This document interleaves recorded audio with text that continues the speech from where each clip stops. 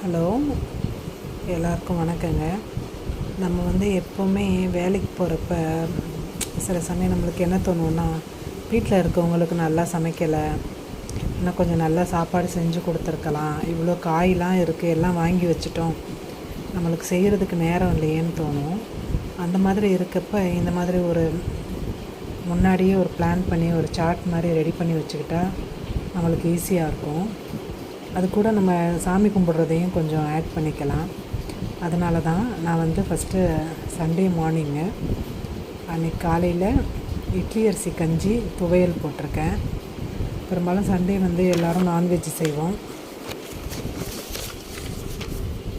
அதனால சண்டே அன்னைக்கு சிக்கன் மீன் குழம்பு நம்ம அது பிரியாணியாவோ இல்லை வேறு எதுனாலும் நம்ம ட்ரை பண்ணிக்கலாம். அடுத்தது டின்னர் மீன் குழம்பு தோசை எது மிச்சம் இருக்கோ அதே அப்படியே இது பண்ணிடலாம். ஏன்னா மத்தியானம் ஹெவியாக சாப்பிட்ருக்கிறதுனால நைட்டு பெரும்பாலும் ரொம்ப சாப்பிட மாட்டாங்க. அதே மாதிரி திங்கக்கிழமை நம்ம கொஞ்சம் வீட்டெலாம் க்ளீன் பண்ணிவிட்டு சிவனுக்கு ஏதாவது ஒரு பூஜை பண்ணிவிட்டு பணியாரம், இனிப்பு பணியாரம், காணப்பரியாரம் எதுனாலும் ஓகே. அதுக்கப்புறம் கேழ்வரகு சாதம் வடிக்கிற கஞ்சியில் அதை அப்படியே இது பண்ணி களி மாதிரி கிண்டிட்டு கேழ்வரகு கூழ் அதோடு கொடுத்தா இந்த பணியாரத்துக்கு கொஞ்சம் ஃபுல்ஃபில்லாக இருக்கும். அப்புறம் ஏதாவது ஒரு கீரை கடைசல், முட்டை தொக்கு, சேனக்கிழங்கு வறுவல். நைட்டுக்கு சிம்பிளாக சம்பா ரவை வேர்க்கடலை போட்டு கிச்சடி பண்ணிவிட்டு ஒரு சட்னி. திங்கட்கிழமை. அதுக்கப்புறம் செவ்வாய்க்கிழமை வெற்றிலை தீபம் போட்டால் நல்லது முருகருக்கு.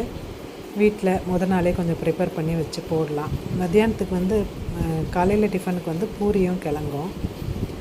மத்தியானத்துக்கு கத்திரிக்காய் சாம்பார், ஏதாவது ஒரு காய் பொரியல். நைட்டுக்கு இட்லி கார சட்னி.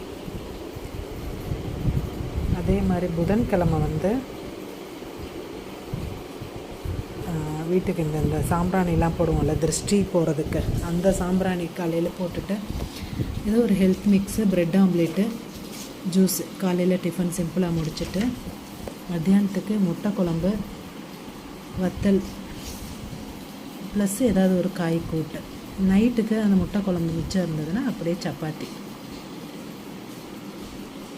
வியாழக்கிழமைங்கிறதுனால குரு பகவானுக்கு நம்மகிட்ட குட்டி சிலை இருந்தால் நம்ம நாளே பால் இதெல்லாம் வாங்கி வச்சு சின்ன அபிஷேகம் பண்ணிவிட்டு காலையில் ஓட்ஸ் இட்லி கத்திரிக்காய் குட்ஸு பண்ணிடலாம்.